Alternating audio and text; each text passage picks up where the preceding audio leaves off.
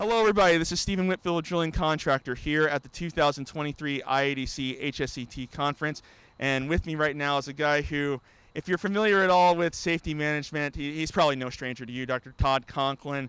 He was a senior advisor of organizational and safety culture at Los Alamos for so many years, the author of several books on safety management, and it's a pleasure to talk with him after his riveting.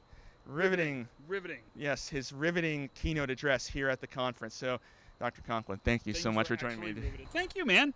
Let's talk a little bit about safety. Okay. You had mentioned this sort of difference between the traditional view of safety and I don't want to call it the new view, but kind of viewing safety differently. Yeah, that's actually a good way to say it. So the challenge you guys have in your industry, and IADC's been really a forerunner and a lead thought leader, if that's possible, for a long time, is that we're really not talking about safety in your industry. We're talking about becoming safer.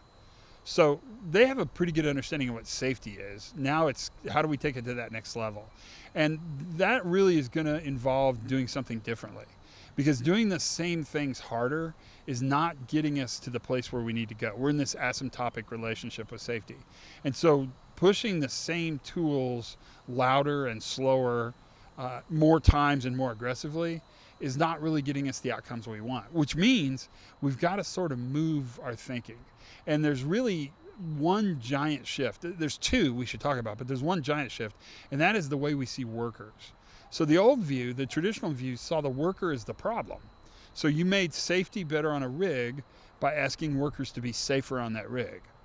Well, I would suggest that's probably not true anymore. That we can still ask workers to be safe, and I think it's an important conversation, but it's not sufficient enough to actually, in a high-risk technical environment, create the performance reliability we want. So we have to sort of change our view and not see the workforce as the problem, but see the workforce as the solution. They really are how we're going to get better. And ultimately, that's underpinned by a definition of safety changing. So safety is not the absence of accidents, it's the presence of control.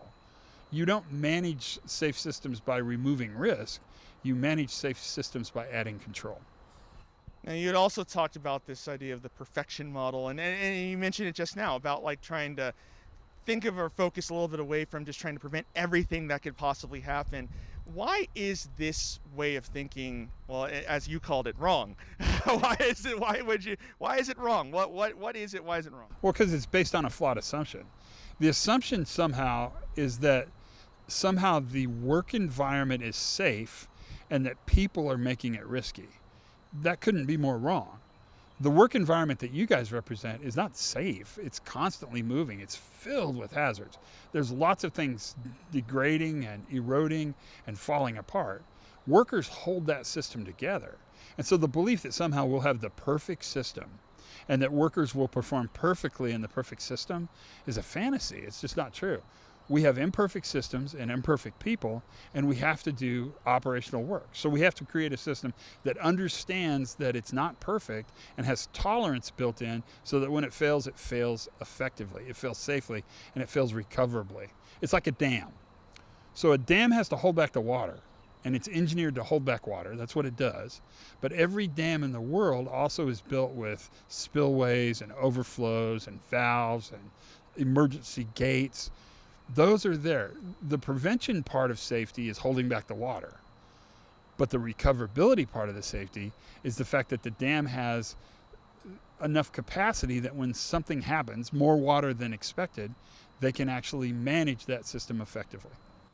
All of this seems to go to this shift that you had talked about in your keynote, about the shift from looking at who failed to what failed when you have sort of an event. You had said that, specifically within this industry, that dropped object prevention was sort of a representation of this shift. Can you explain how that is? Well, so it's pretty easy.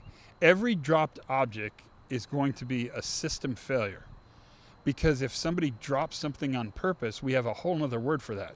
That's called throw, right? And if people are throwing stuff off the top of the rig at workers, you should fire them. But we don't have a thrown objects problem, we have a dropped objects problem. And so it's always going to be based upon the fact that somehow the system allowed the dropped object to fall. So was there an absence of tethers, lanyards, netting, red zones, right? Every dropped object is a function of a system flaw. It's an organizational failure, not an individual failure. It's the difference between drop and throw. Don't lose that sight, because that's an important difference to know. Yeah. And lastly, tying this back to the industry, where would you say that this industry is in its safety journey? You talked a little bit about the asymptotic relationship. Where are we? Are we approaching that asymptote? So you're at the asymptote, and pretty much everyone in the industry knows that we're sort of in a stall pattern, that we've sort of plateaued out. What I think is exciting about your industry is they are fearlessly searching for ways to do this better. And a bunch of really smart, really brave, really remarkable people are not lazy. They're aggressively looking for ways to make the world a better place. And that, my friend, is why it's important to be here. That's why I'm talking to you. All right. Thanks, man. Well, thank you for talking to me. Appreciate you taking the time to give us all this insight about safety, and for this presentation, the keynote that you gave here. Thanks again. Thank you. It was fun. It was really fun. And thank you for visiting Drilling Contractor.